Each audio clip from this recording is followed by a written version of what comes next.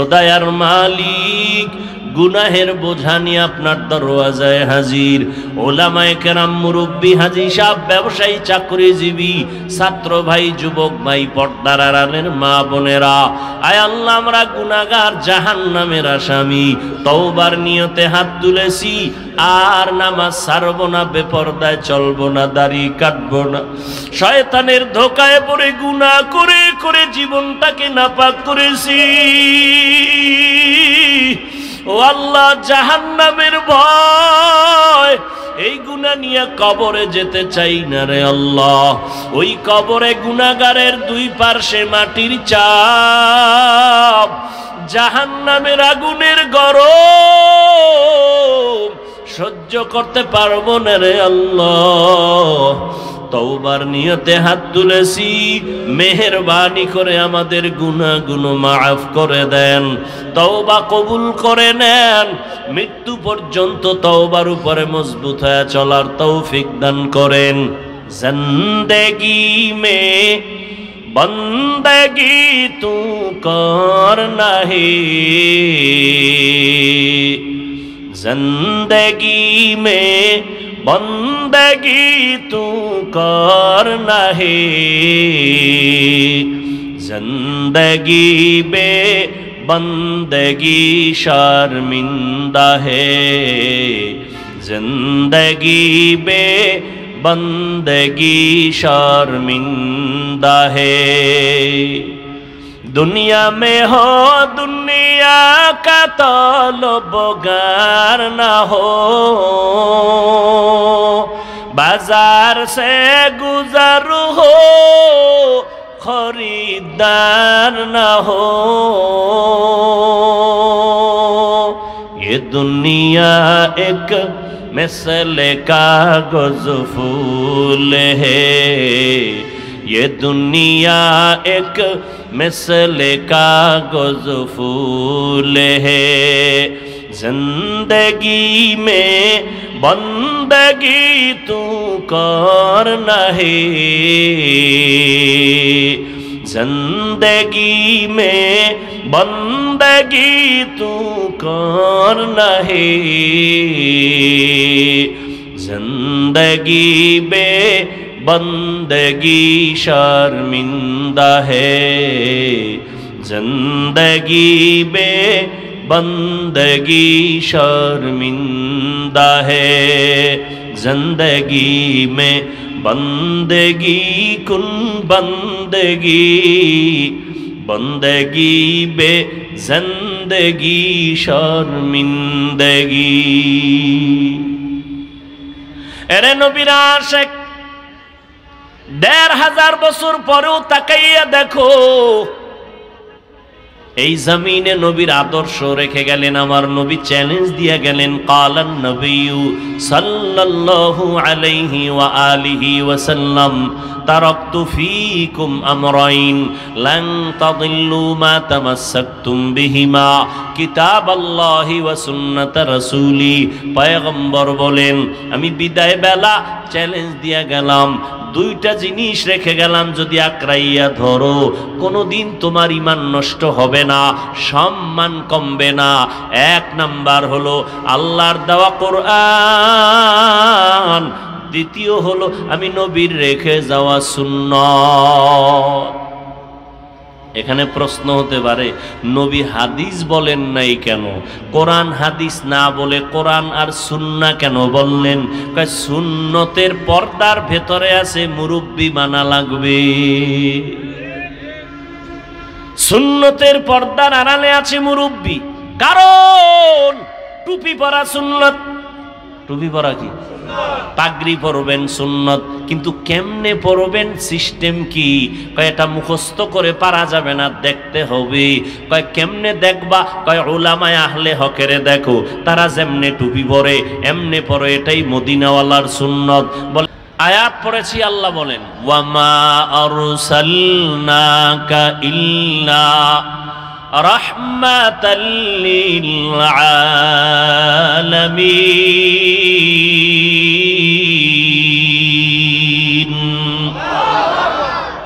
আল্লাহ কি বলেন? হে রাসূল, আমি আপনাকে দুনিয়ায় পাঠাই নাই। হ্যাঁ, পাঠিয়েছি জগৎ সমূহের জন্য রহমত হিসেবে, পাঠাই নাই। আবার বললেন পাঠিয়েছি, ঘুরাইয়া বললেন কেন? ডাইরেক্ট যদি বলতেন নবী আপনাকে রহমত করে পাঠাইলাম, ঘুরাইয়া বলার কারণ আল্লাহ জানায় দিলেন, ও দুনিয়ার মানুষ, তোমাদের ব্রেনটাকে খালি করে এই কথাটা অন্তরে বদ্ধমূল করে নাও, আমার নবীর শুরু আর শেষ পুরাটাই হলো রহমত, পুরাটাই রহমত। এই জন্য নবী, আল্লাহ গরম কথা কয়, নবী একটু বেশি নরম কয়। আল্লাহ কি গরম কয়? ওয়াল আসর, আসরের শপথ, ইন্নাল ইনসানা লাফি খুসর, সব মানুষগুলো জাহান্নামী। আমেরিকার মানুষ জাহান্নামী, শিক্ষিত মানুষরাও জাহান্নামী, অশিক্ষিত মানুষ জাহান্নামী, আলেম ওলামারাও জাহান্নামী। আল ইনসান আলিফ লাম ইস্তিগরাকি, সব মানুষগুলো জাহান্নামী। কে কয়? জবাব দিয়েন। এমনি তো আওয়াজ রাস্তার পাশে কি যে এক মুসিবত। ফুটবল খেলার মাঠ আছে, পিটি করার মাঠ আছে, যাত্রার পালার মাঠ আছে, কোরআনের বয়ানের মাঠ নাই। ঠিক কি গালি দিলেন কারে? কোন তাই যে ঠিকটা বললেন, কার উপরে ফালাইলেন ঠিকটা? সরকারের উপরে। সরকারের দোষ কি?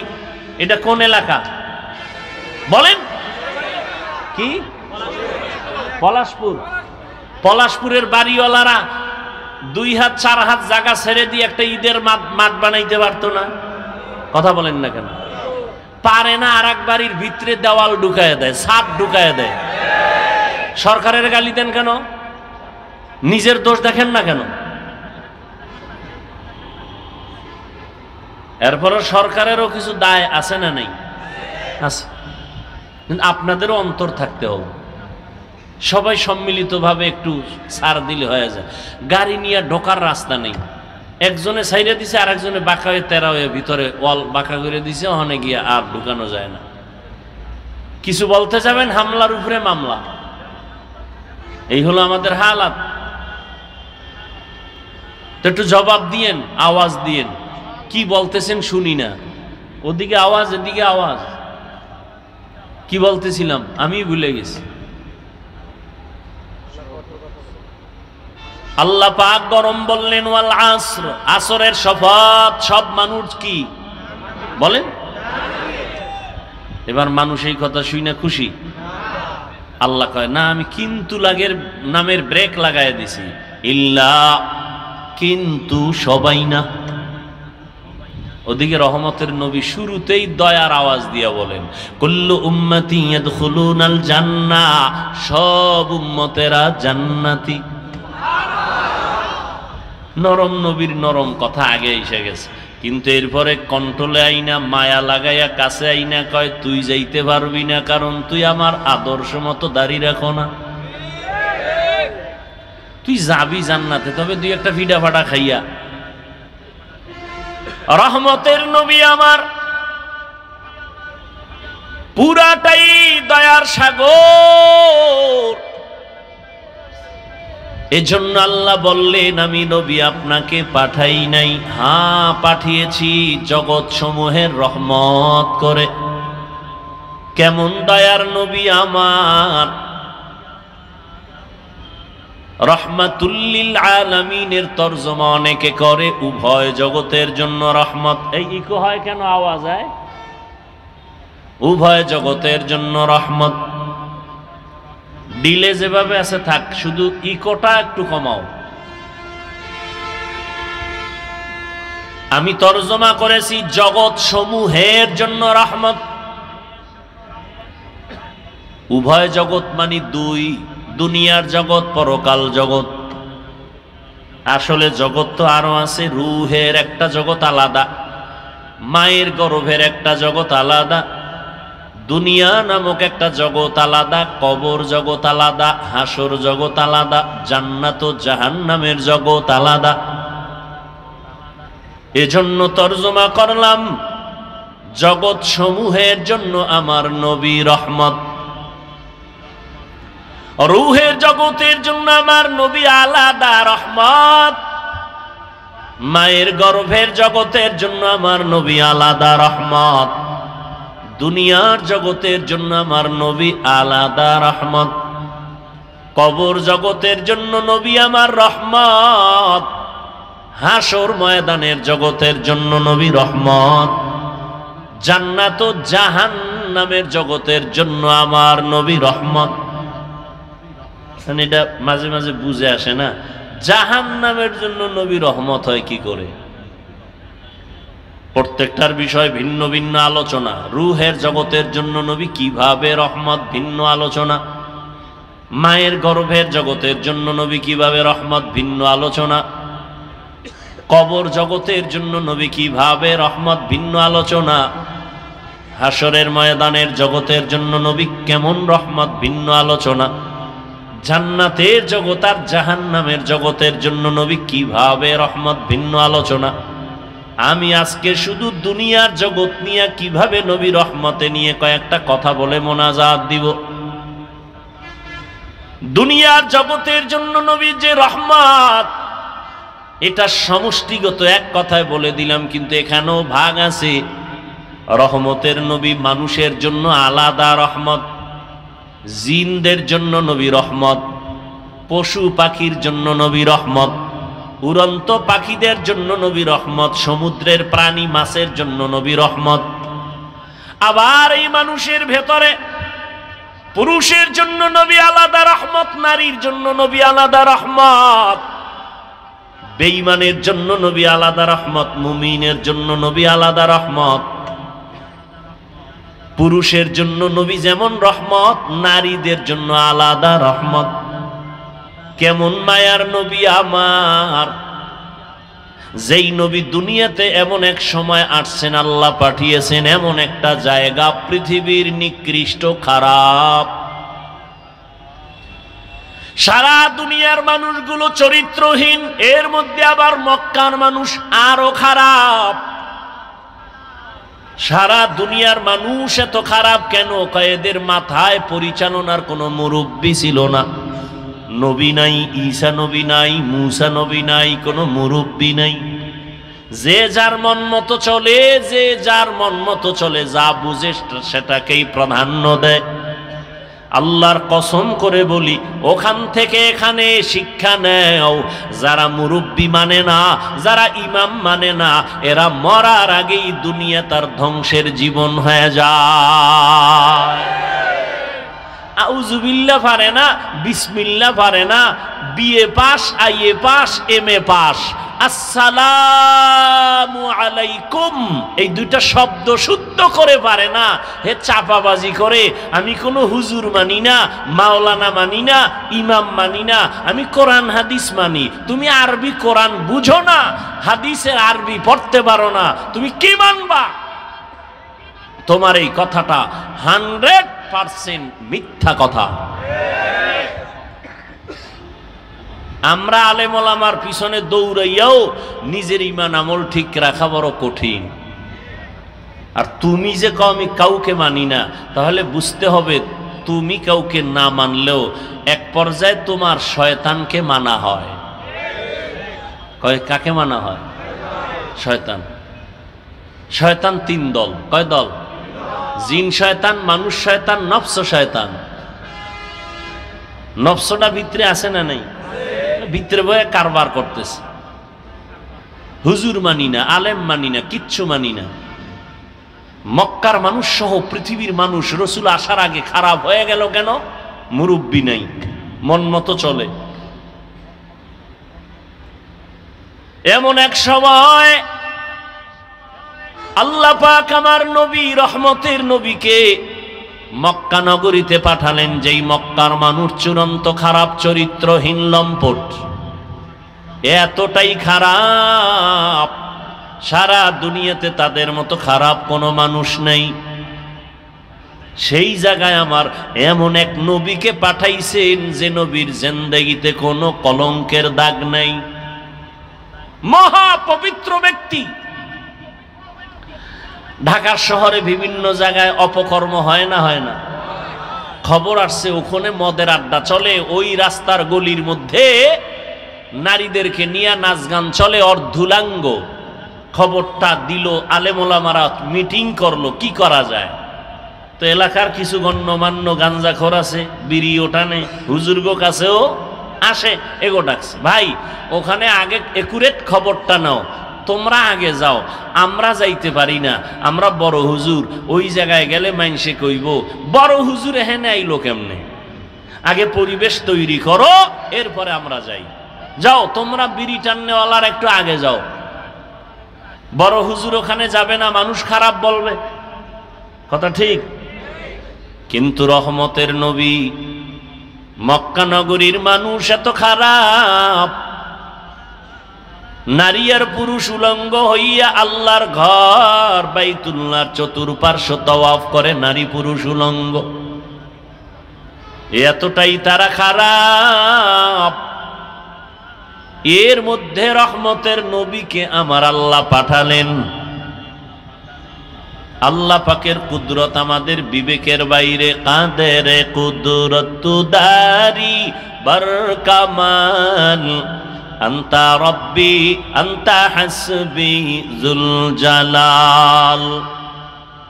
নবীকে পাঠায় দিলেন, মক্কা নগরীতে আসলেন মা আমেনার গর্ভে আব্দুল্লাহর ঔরসে। রহমতের নবী আসলেন।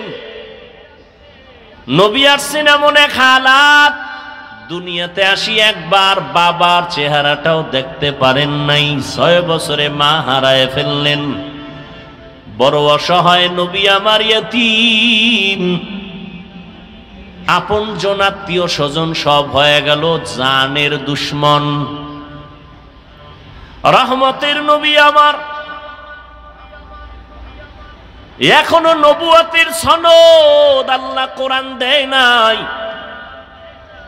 নবী দীর্ঘদিন কারো সাথে কোনো দাওয়াতের কথা বলেন না, এমনি মিলজুল হয়ে কথা বলেন, চলাফেরা করেন, সবাইকে কাছে টানেন, সবার কাছে নবী যান, কথা বলেন সুন্দর, মানুষের মনটা কেমন যেন আকৃষ্ট হয়ে যায়। কেউ নামাজি ভাইরা বেনামাজিরে দেখলে সি সি করে তাড়ায় দেই, তুমি খারাপ আমি ভালো। রহমতের নবী আমার সবার সাথে চলে ফিরে, কাছে টানেন, বুকে লাগান। নবীর ব্যবহার ছিল মানুষকে কাছে আনার বড় বুঝি।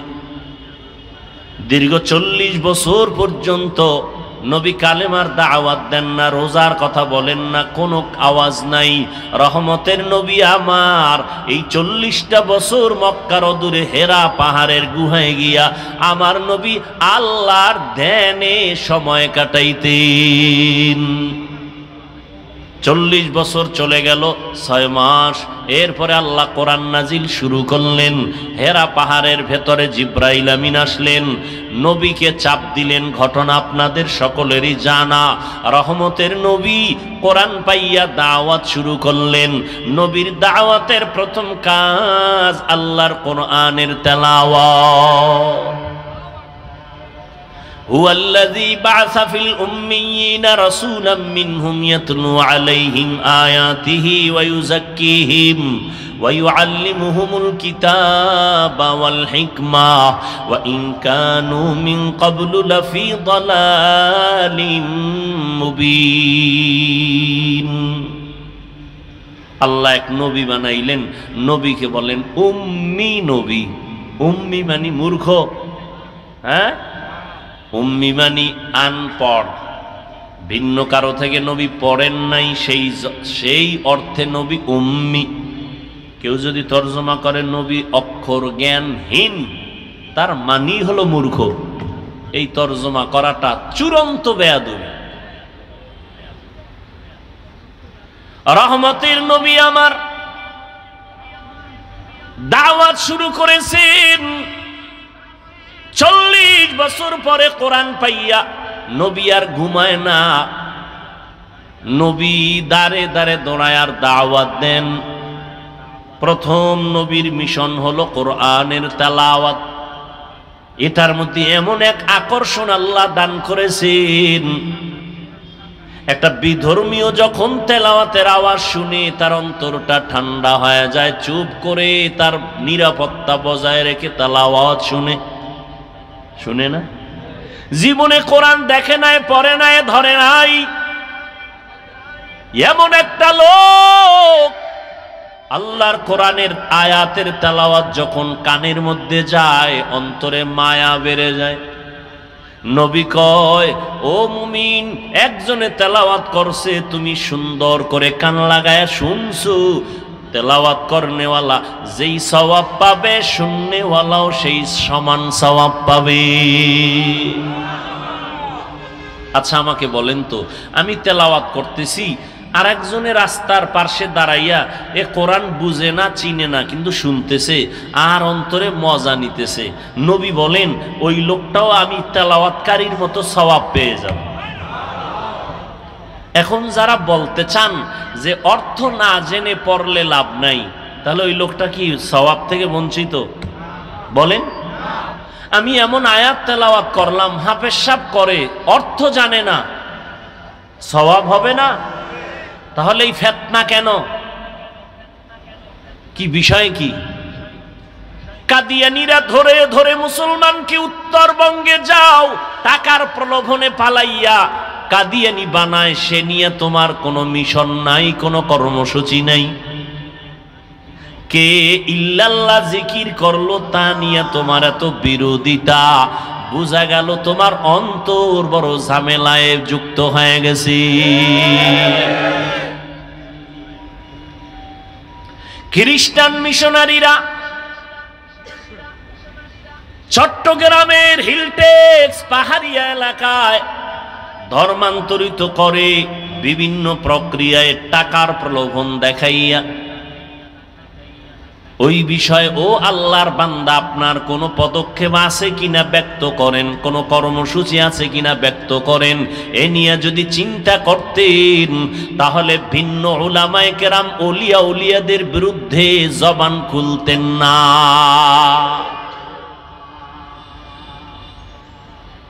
তাবলীগের বিরোধিতা, চরমনায়ের বিরোধিতা, উজানির বিরোধিতা, একটা ট্রেডিশন বানায় ফেলছে। এদের বিরোধিতা করতে পারলেই মনে করে সে খুব দামি হয়ে গেছে। আল্লাহ এর থেকে আমাদের সমস্ত উলামায়ে কেরামদেরকে হেফাজত করেন।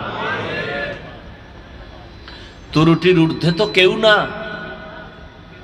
কিন্তু তার মানে কি এই ত্রুটি নিয়ে রাস্তায় পোস্টারিং করা, চিল্লাচিল্লি করা? আল্লাহ হেদায়াত দান করেন। ইল্লাল্লাহ জিকির একটা সমস্যা ধরে নিলেন। আচ্ছা, এই ইল্লাল্লাহ জিকিরটা পৃথিবীর কোন তরিকায়, কোন পীর, কোন ওলি, কোন আউলিয়া পৃথিবীতে রসুল থেকে শুরু করে আজ পর্যন্ত কেউ বলে নাই যে তুমি জিকিরের আসনে বৈশাই শুরুতে তুমি ইল্লাল্লাহ শুরু করবা। পৃথিবীর কোন তরিকায় নিয়ম নাই। কি নিয়ম? বলে তুমি বসে দীর্ঘ সময় পুরা কালেমা পড়ো, লা ইলাহা ইল্লাল্লাহ, লা ইলাহা ইল্লাল্লাহ,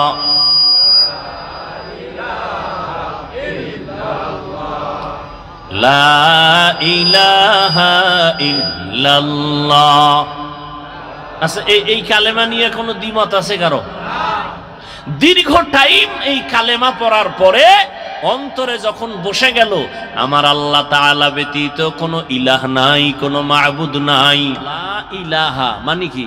কোনো ইলাহ, কোনো মাবুদ, কোনো রিজিক দাতা, কোনো আইন দাতা, কোনো বিধান দাতা ইল্লাল্লাহ, কেউ নাই। কে আছেন? আল্লাহ। তাহলে একমাত্র আল্লাহই আছেন, কোন ইলাহ নাই আল্লাহ ব্যতীত, তার মানে আল্লাহই আছেন। তাহলে আমি আল্লাহ আছেন, আল্লাহ আছেন লা ইলাহা শব্দে বুঝায় না, ইল্লাল্লাহ শব্দটায় বুঝায় আল্লাহ আছেন। লা ইলাহা নফি, ইল্লাল্লাহ হলো ইসবাত।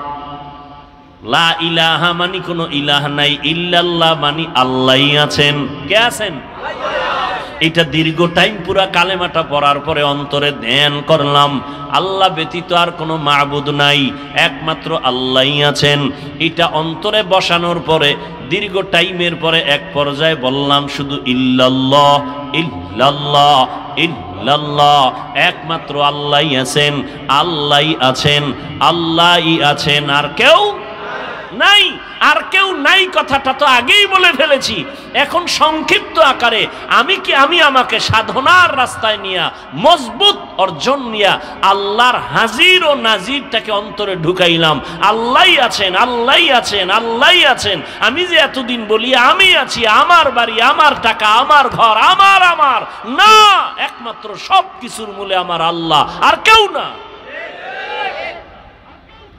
তাহলে ইল্লাল্লাহ যদি কেউ সমস্যাটা ধরে কথার কথা, তাহলে লা ইলাহা ইল্লাল্লাহর এটা তো সমস্যা নাই, তো এটা বলেন না কেন যে না ওনাদের মধ্যে একটা ভালো গুণ আছে, খালি দোষটাই বলবেন। আর এই যে জিকিরের তালিম, এটা চরমনাইওয়ালারা জন্ম দেয় নাই, উজানির কারি ইব্রাহিম জন্ম দেয় নাই, আবিষ্কার করে নাই। উজানির কারি ইব্রাহিম রহমতুল্লাহ আলাই রশিদ আহমদ গঙ্গুহি রহমতুল্লাহ আলাইহির থেকে সবক নিলেন, তিনিও মন থেকে নিজে আবিষ্কার করেন নাই। হাজী ইমদাদুল্লাহ মুহাজির মক্কি রহমতুল্লাহ আলাইহির থেকে সবক নিলেন। তাহলে গালিটা তুমি চরমনাইকে দাও কেন? উজানিকে দাও না? উজানিকে না দিয়া রশিদ আহমদ গাঙ্গুহিকে দাও সাহস থাকলে। রশিদ আহমদ গাঙ্গুহিকে একটু আগে আবরার সাহেব বলে গেলেন ফকিহুন নফস। ভাইরা আমার, আর এই সমস্ত বিরোধিতার কারণে ইসলামের কি উপকার হয়েছে বলো? হিংসা ছাড়া কিছুই বাড়ে নাই। সালাম ভাইজানেরা দেয় না, আমরা দিলেও সালাম নেয় না, এর নাম মুসলমান? হ্যাঁ, আল্লাহ হেদায়েত দান করুন। ওয়ামা আরসালনাকা ইল্লা রাহমাতাল লিল আলামিন। রহমতের নবী আসলেন, মক্কা নগরীর চূড়ান্ত মানুষগুলো রহমতের নবীর মাত্র 13 বছরের মেহনতে এতটা দামি হয়ে গেল। যেই মক্কার মানুষগুলো কন্যাদের অপছন্দ করে, নারীদেরকে অপছন্দ করত, নিজের বাবা হইয়া মেয়েটাকে পাথর চাপা দিয়া মেরে ফেলতো, মেয়ে পছন্দ করে না। আমাদের সমাজে এখনো কিছু কুলাঙ্গার আছে, কন্যা পছন্দ করে না। কন্যা হইলে স্ত্রীর সাথে ঝগড়া লাগায়, কথা বলে না, রাগ করে। মাইয়া হলো কেন? আচ্ছা, ছেলে হোক মেয়ে হোক, এটা কি স্ত্রীর দোষ? যদি কেউ দোষ আঙ্গুল দেখায় তো স্বামীর দিকে দেখাইতে পারে, স্ত্রীর দিকে দেখাবে কেন? আল্লাহকে কোনো দিকে দেখায় লাভ? ছেলে মেয়ে দেওয়ার মালিককে। তোমরা যে স্লোগান দাও ছেলে হোক মেয়ে হোক দুটোর বেশি না, একটা হলে ভালো হয়, না হইলে আরো ভালো, এই স্লোগান দিয়া ট্যাবলেট খাইয়া কি পরিমাণ দেশে সন্তান কমছে? কথা কয় না, সত্য কথাটা বলতে কষ্ট হয়। কি বাংলাদেশে ট্যাবলেট খাওয়ার পরে জনসংখ্যা কমছে? বলেন। এখন কিছু চালাকরা কইবে হুজুর এটা তো আপনারা বাড়াইছেন, আমরা তো মোটামুটি ট্যাবলেট খাইয়ে লাইনে আছি। আচ্ছা দেখেন তো এই প্যান্ডেলের ভিতরে হুজুর বেশি না ভিন্ন লাইনের মানুষ বেশি? বলেন, হুজুরেরা বাড়াইলো কই? বিষয় কি? বান্দা চাইলে কিছুই হয় না, আল্লাহ চাইলে সব হয়। নমরুদ্দা ফাল্লা দিছে, ইব্রাহিমকে আসতে দিবে না, ফিরাইতে পারছে? আল্লাহর সাথে পাল্লা দিয়ে কেউ আগাতে? ফেরাউন চাইলো মুসা নবীকে আসতে দিবে না, আল্লাহ মুসা নবীকে পাঠাইছেন। ওই বেঈমানের ঘরে টাকা দিয়া লালন পালন করায়া মুসা নবীরে বড় বানাইলেন, থাপ্পড় লাগায়া ফেরাউনের গালের মধ্যে ফেরাউনের একটু উদ্বোধন করায় দিলেন, ওই ফেরাউনের ইতি টানায় দিলেন মুসা নবীর মাধ্যমে। আল্লাহ চাইলে সব হয়, বান্দা চাইলে কিছুই হয় না।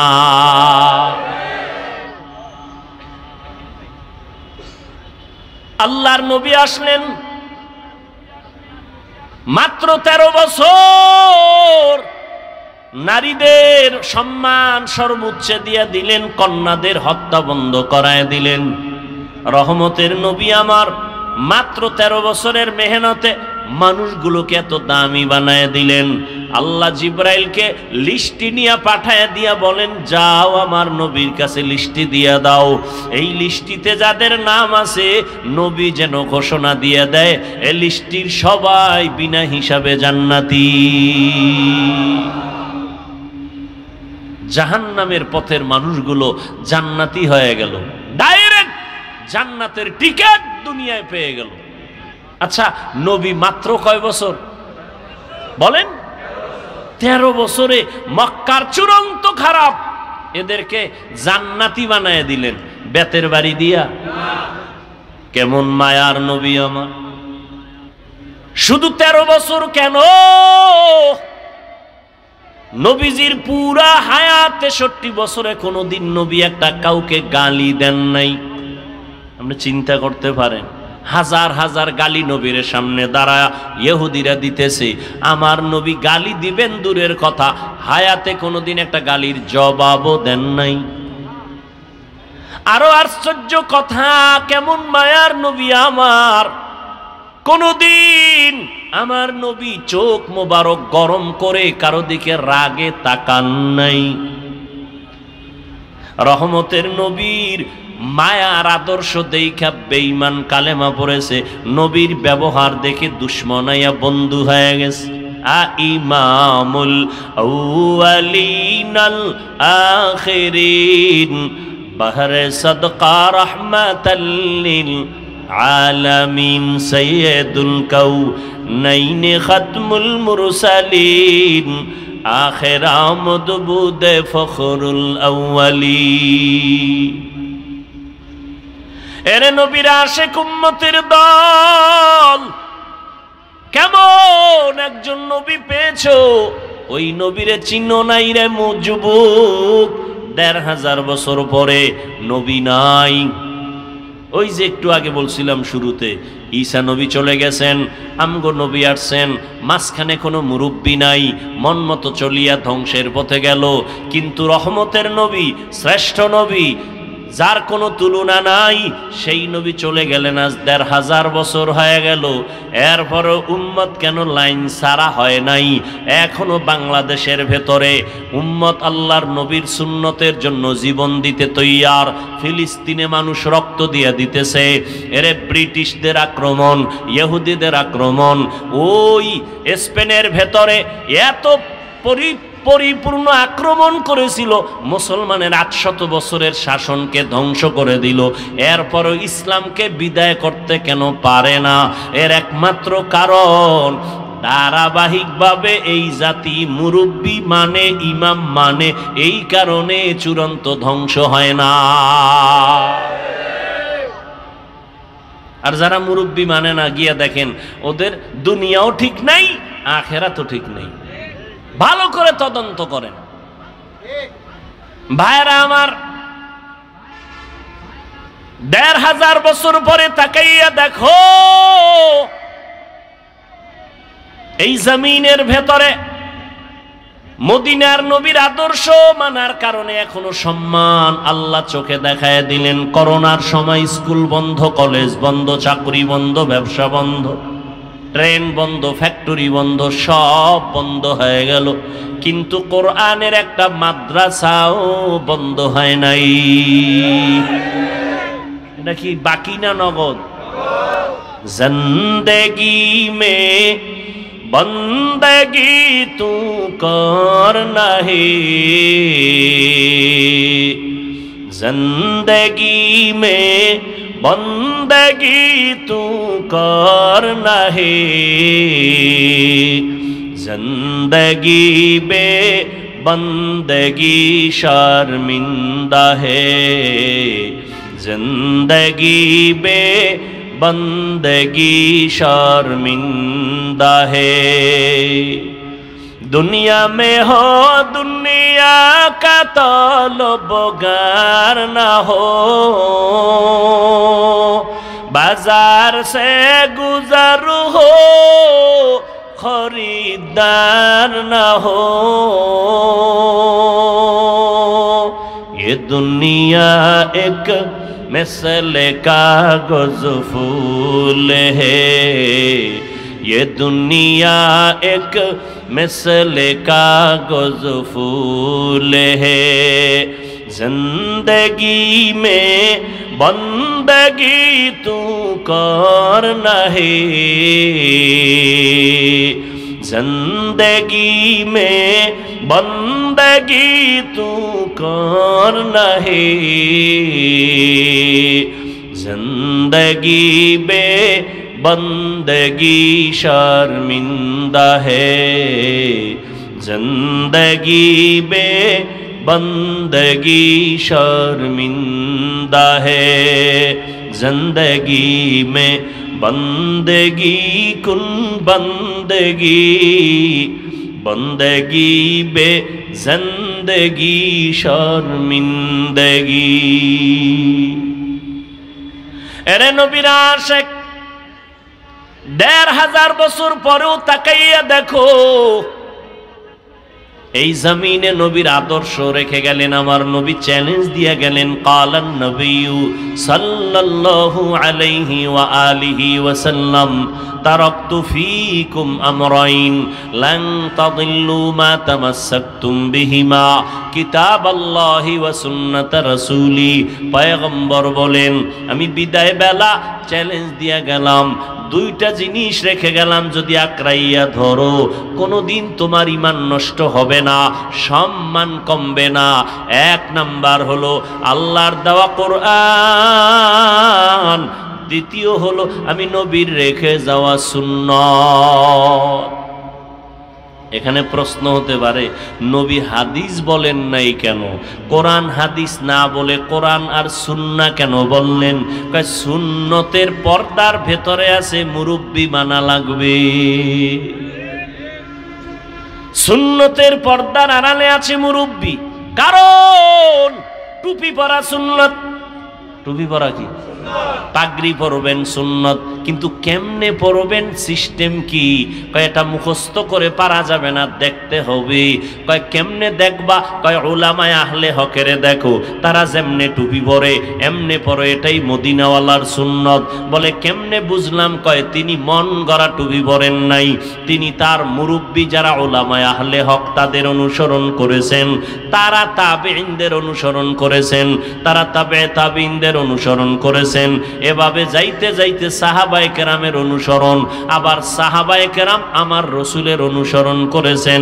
এজন্য নবীও বলে গেছেন, উলামায়ে আহলে হকের তোমরা ঠেলে ফেলে দিও না, কারণ এর আমি মুহাম্মদ সহ সমস্ত নবীদের কলিজার বন্ধু, টাকা পয়সার বন্ধু না, এরা হলো ইলমে নববীর বন্ধু।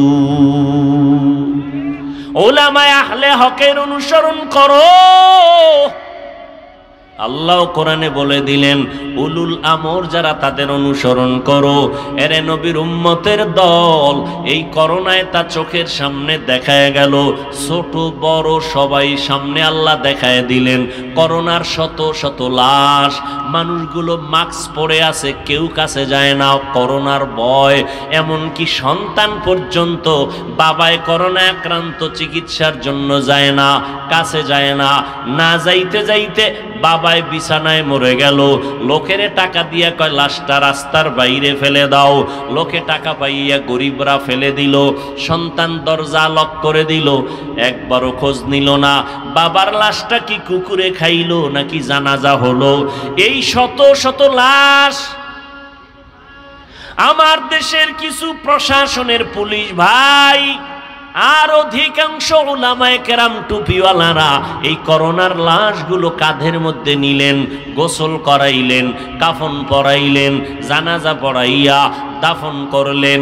আল্লাহর হাজার শুকর, একজন টুপিওয়ালাও করোনায় মরে না।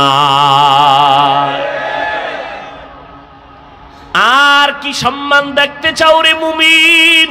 ইহুদিরা আমাদের চূড়ান্ত দুশমন, খ্রিস্টান আমাদের দুশমন, সমস্ত বিধর্মীরা আমাদের দুশমন, এমনকি আমগো মুসলমানের ঘরের মধ্যেও মুসলমানের দুশমন।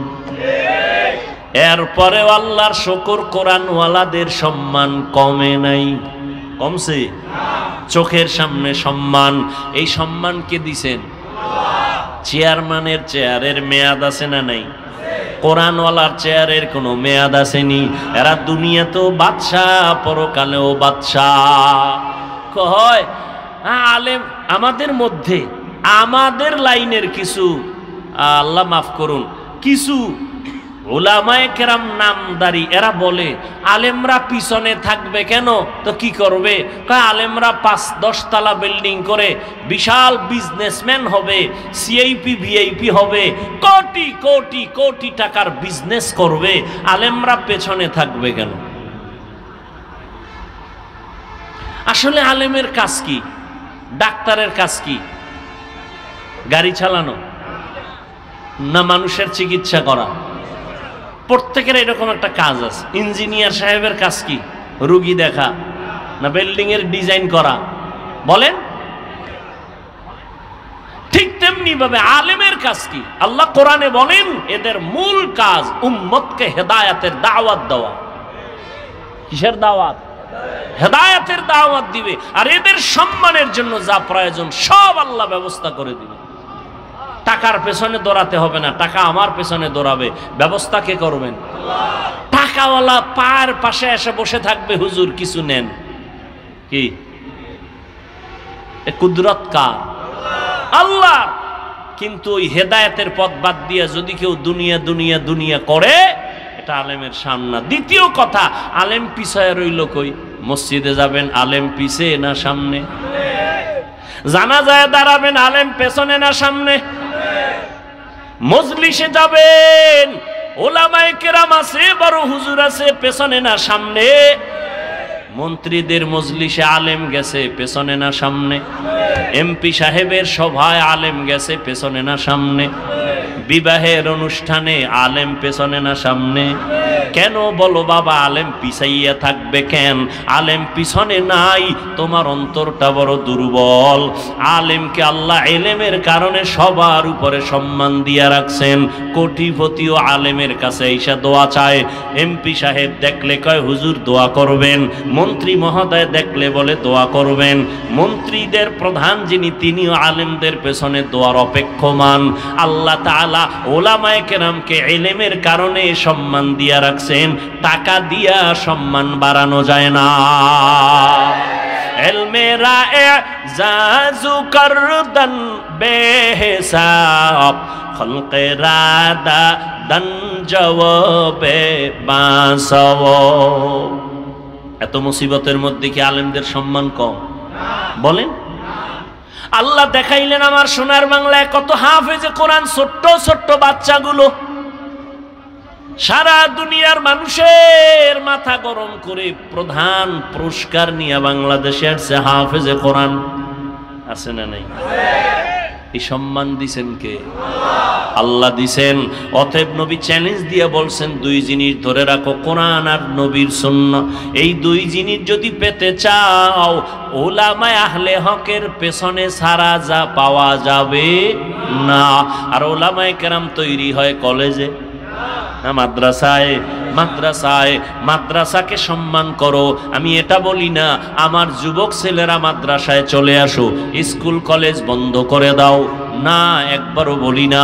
স্কুলে পড়ো আলহামদুলিল্লাহ, কলেজে পড়ো আলহামদুলিল্লাহ, ডাক্তার হও আলহামদুলিল্লাহ, ইঞ্জিনিয়ার হও আলহামদুলিল্লাহ, প্রফেসর হও আলহামদুলিল্লাহ।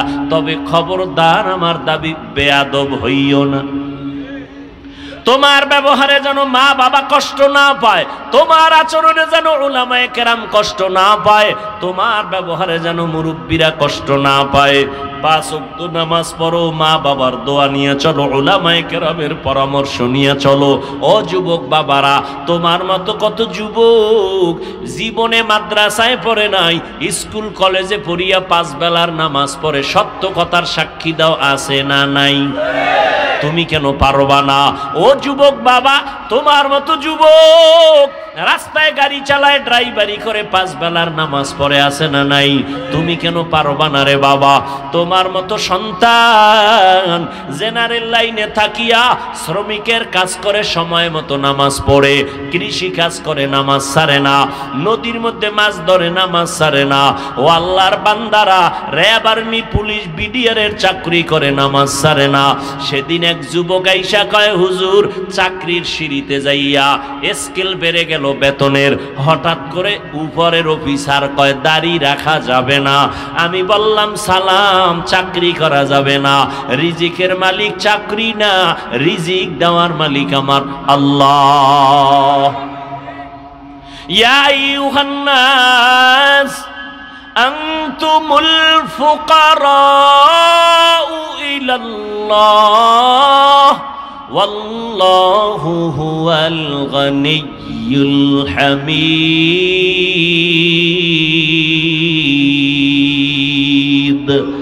गर तवक्कुल मीकुनी हर सुबह शाम, मीरसानत रज़्क़ तू अज़ला मक़ाम, जुज़्बा हक़ चीज़े मख़ाज़ इंसुजा, फज़ले उआ मस्ते दर जुमला जहा।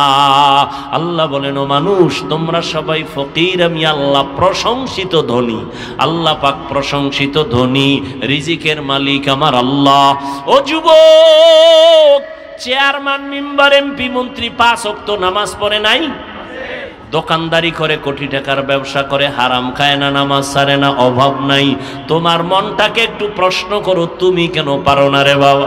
তোমার মতো যুবক 5 বেলার নামাজ পড়ে, কলেজে দৌড়ায়, স্কুলে দৌড়ায়, তুমি কেন পারো না? ঢাকা কলেজের বারান্দায় গিয়া দাঁড়াও, সলিমুল্লাহ হলের কিনারায় দাঁড়াও, জাহাঙ্গীরনগরের কিনারায় দাঁড়ায়, দেখবা পাগড়িওয়ালা সন্তান হাঁটে, মনে হয় যেন বাইতুল মুকাররমের একজন খতিব। কয় না, আমি জীবনে খতিবগিরি করি নাই। কই পড়ো? বলে ঢাকা কলেজে। এমন সুরাত কেন পাগড়ি লাগানো? বলে আমার মাওলার কোরআনওয়ালা উলামায়ে কেরামের নেক দোয়া, ওলামায়ে আহলে হকের সোহবাত। ও যুবক, তুমি ডাক্তার হও, বাধা নাই, ইঞ্জিনিয়ার হও, বাধা নাই, জেনারেল লাইনে থাকো, বাধা নাই, চাকরি করো, ব্যবসা করো, বাধা নাই, 5 বেলার নামাজ পড়ো, মা বাবার দোয়া নিয়ে চলো, উলামায়ে কেরামের পরামর্শ নিয়ে চলো।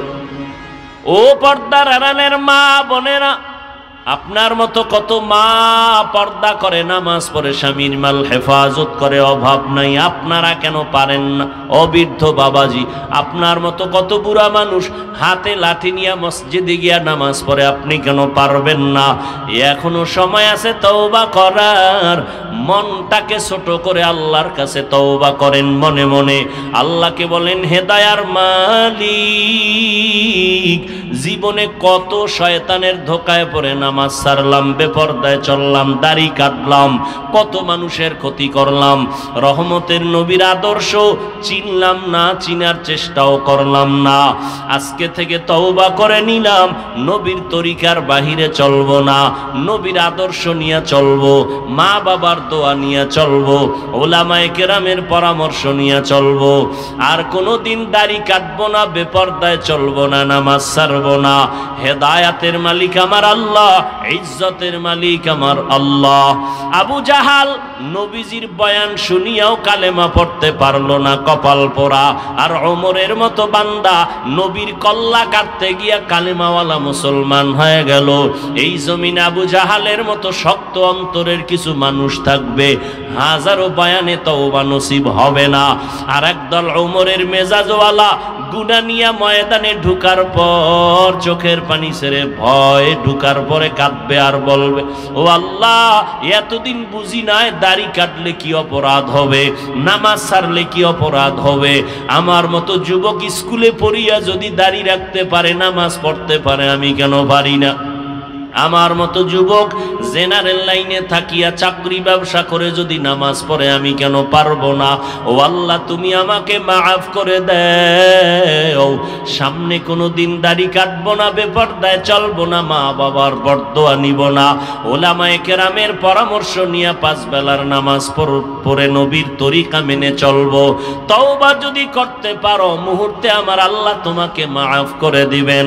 যদি অন্তর কারো তৈরি হয়, মুনাফিকি অন্তরে যদি না থাকে, তওবার নিয়ত যদি খাঁটি ভাবে কারো অন্তরে থাকে, দুটো হাত আমার আল্লাহকে দেখায়া দাও। আয় আল্লাহ, হাতগুলো কবুল করে নেন, তওবা কবুল করে নেন, তওবার উপরে মজবুত হইয়া চলার মতো তৌফিক দান করেন, আমিন। আলহামদুলিল্লাহি রাব্বিল আলামিন, ওয়াসসালাতু ওয়াসসালামু আলা সাইয়্যিদিল আমবিয়াই ওয়াল মুরসালিন ওয়া আলা আলিহি ওয়া আসহাবিহি আজমাইন। ইয়া আরহামার রাহিমিন, ইয়া আরহামার রাহিমিন, ইয়া আরহামার রাহিমিন। রব্বিরহামহুমা কামা রাব্বায়ানি সগীরা। আল্লাহুম্মা ইন্নাকা আফুউন কারীম তুহিব্বুল আফওয়া ফা'ফু আন্না। আল্লাহুম্মা ইন্না নাসআলুকা রিযাকা ওয়াল জান্নাহ ওয়া নাউযু বিকা মিন সাখাতিকা ওয়ান নার। আল্লাহুম্মা ইন্না নাউযু বিকা মিনাল বারাসি ওয়াল জুনুনি ওয়াল জুযামি ওয়া সাইয়্যিল আসকাম। রব্বানা যালামনা আনফুসানা ওয়া ইল্লাম তাগফির লানা ওয়া তারহামনা লানাকুনান্না মিনাল খাসিরিন। রব্বানা আতিনা ফিদ দুনিয়া হাসানাহ ওয়া ফিল আখিরাতি হাসানাহ ওয়া কিনা আযাবান নার। রব্বানা ওয়া আতিনা মা ওয়া'আদতানা আলা রুসুলিকা ওয়া লা তুখজিনা ইয়াওমাল কিয়ামাহ ইন্নাকা লা তুখলিফুল মিআদ। দয়ার মালিক, গুনাহের বোঝা নিয়ে আপনার দরওয়াজায় হাজির। ওলামায়ে কেরাম, মুরব্বী, হাজী সাহেব, ব্যবসায়ী, চাকরিজীবী, ছাত্র ভাই, যুবক ভাই, পর্দার আড়ালের মা বোনেরা, আয় আল্লাহ, আমরা গুনাহগার, জাহান্নামের আসামি। তওবার নিয়তে হাত তুলেছি, আর নামাজ ছাড়বো না, বেপরদায় চলবো না, দাড়ি কাটবো না। শয়তানের ধোকায় পড়ে গুনাহ করে করে জীবনটাকে নাপাক করেছি। ও আল্লাহ, জাহান্নামের ভয়, এই গুনাহ নিয়ে কবরে যেতে চাই না রে আল্লাহ। ওই কবরে গুনাহগারের 2 পার্শ্বে মাটির চাপ, জাহান্নামের আগুনের গরম সহ্য করতে পারবো না রে আল্লাহ। তওবার নিয়তে হাত তুলেছি, মেহেরবানি করে আমাদের গুনাহগুলো মাফ করে দেন, তওবা কবুল করে নেন। মৃত্যু পর্যন্ত তওবার উপরে মজবুত হয়ে চলার তৌফিক দান করেন। মাহফিল কবুল করে নেন, আয়োজনকারী সহযোগিতাকারীদের কবুল করে নেন। আয় আল্লাহ, আগামীকালের মাহফিল